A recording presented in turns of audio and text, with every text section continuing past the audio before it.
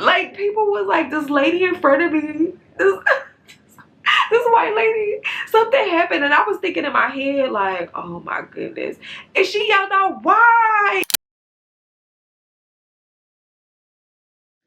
Hey everyone, thank you so much for tuning in. You're watching Watch This, where I discuss film reviews, television reviews, and screenwriting tips for beginner writers. So if you saw the thumbnail, you clicked on this, you know this is a bad boy ride or die review. I'm going to just jump in, and this is going to be a no spoiler. I'm just going to tell you my anticipation of it and just like what was my thoughts and just like things that I kind of liked or didn't like about the film. So if you want to know my review, stay tuned. So, okay, so initially when I saw that they were coming out with another Bad Boys, I was like, I'm gonna go see it because I love the Bad Boys franchise. I love Bad Boys 1, I love Bad Boys 2. However, Bad Boys 3 I was not the biggest fan of. There was one aspect of it that I really liked, and spoiler for Bad Boys, Bad Boy for Life, the third one, was that Mike Lowrey had a son. That was the main thing that I liked. There was like some stuff about that film that I just wasn't really getting into it the way I love the first two films. So I was just like, you know what, let me go support the film. Maybe like I want to give it a chance because I mean, I don't know, something was just like, go see it. Today is Thursday June 6th, so I think it's like, did it come out? I think this is a day early. It comes out tomorrow. So I went to go see like the early bird viewing that they had on A-List, because I'm an A-List AMC subscriber or patron. They had access to early screening for this, and I was like, let me go check it out. I also have an early screening for A Quiet Place, which I can't wait to see. I'm really excited to see that. But anyway, so going into the film, I was just like, oh, let me just see, you know, let's see what it's about. And I have to say, I was like, actually like, okay. I was anticipating for the last movie to be like bomb, but this one I wasn't, and I actually was kind of like shocked at what I saw. So first off, let me just say, I want to say the first 10 to 15 minutes, the film was a little slow. I'm not gonna lie. Like, there were things happening, but it was kind of nothing that was blowing me away. I was like, okay, this is a typical Bad Boys type of scenario. Then we get to see something else new that happens, and we're like, okay. And it was kind of like, I was like, okay, when is it going to get, like, this is like, there's no action happening. There's like just like a little bit of the plot, and it was kind of staggering in the first 15 minutes, which I'm shocked because usually that's where we're getting into like good, you know, action, whatever. But something did happen, but it just wasn't blowing me away. It was like, oh, okay. It was like in the trailer, so it was like I wasn't really blown away. But baby, after those 15, probably like 15, 20 minutes, we got into the drama. And when I tell you, I was shocked at how suspenseful this film was. Like, there were moments where I was like, oh my God. Like, I'm like, oh my God. Like, don't, please don't do it. Please don't do it. Like, don't do it. Like, and also, I hate when people have there was a lot of moments where there was like a gun at somebody's head. Of course, like, we know, but like, it was just sitting there. So I'm like, oh my God, like, this person about to get shot. And then like, or somebody's like has a knife to their throat, and I'm just like, oh my God. And it's just sitting there, so it's like giving you like a bit of anxiety or suspense of like, is this person going to die, or are they going to let them free? Like, it's just like, I was like blown away of how much that was. And I don't remember, the only time I remember really having that was like in Bad Boys 1, when the girl that was like the escort, when she got shot, I was like, oh my gosh, she about to get shot, that part. And then like when in Bad Boys 2, when like, you know, Marcus' sister, Gabrielle Union character, got kidnapped, like abducted. So like it's just like made you like, oh my god, they're gonna kill her. But no, like when I tell you, there was so much suspense in this film. I was shocked. I was shocked at like how much I was like, oh my god. There was even a scene like people was talking to the film. People were talking to the screen. I couldn't believe it. We were amongst mixed company, okay? Like it was like people was like, this lady in front of me, this white lady, something happened, and I was thinking in my head like, oh my goodness. And she yelled out, why? And I was cracking up because I was thinking like, girl, what are you doing? Why are you doing this? Like I couldn't believe it. And then like another lady was like, oh, just take the shot. Like if you if you watch the film, and you're gonna be like, there's gonna be a scene where you're like, just take the shot, take it. Like that's how much suspense and anxiety I was having while watching this film. And it was, listen, full-blown action, okay?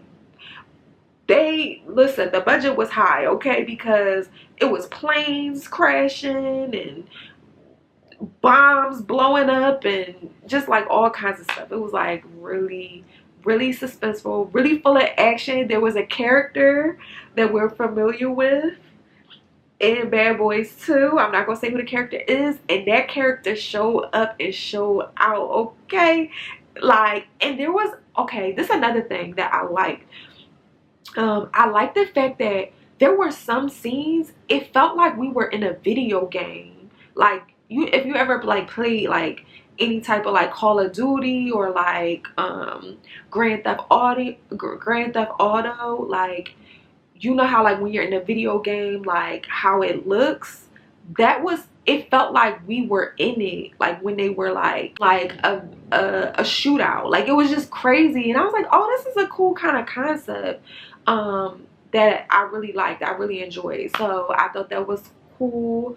There was also, this is a bit of a spoiler but kind of not, Michael Bay had a little cameo in this film, and I was like, oh shit, there go Michael Bay. I was like, oh, there go Michael Bay. That's so funny. Let me know if y'all noticed that Michael Bay had like a small cameo. I thought that was cool because like he did the first two films, and he didn't direct this film or the last one. So that was cool that he did a cameo. I don't know if he had a cameo in the last one either, but he had a cameo, and they brought some people back from previous films,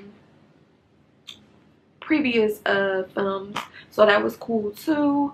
But yeah, like, okay, so the only thing that I didn't like, it was a little slow in the beginning. I was just like, where is this going? But baby, by the end of the first act to all the way up to the end, the third act, it was good. Like I was just like, okay, this is getting crazy. Like this is getting crazy. And even the stuff that in the beginning, I was just like, okay, what is this? Like, what y'all about to do? What are y'all doing with this kind of like eerie fifth dimension type of stuff?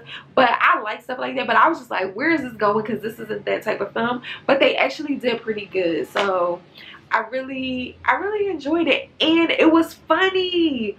Like I said, like after those first 15 minutes, like they had some jokes in the first 15 minutes, but I wasn't really like laughing like that. But after that, baby, it was funny. It was funny. They had funny moments, and of course dramatic moments and sad moments and stuff like that. Also, what else? There was something else.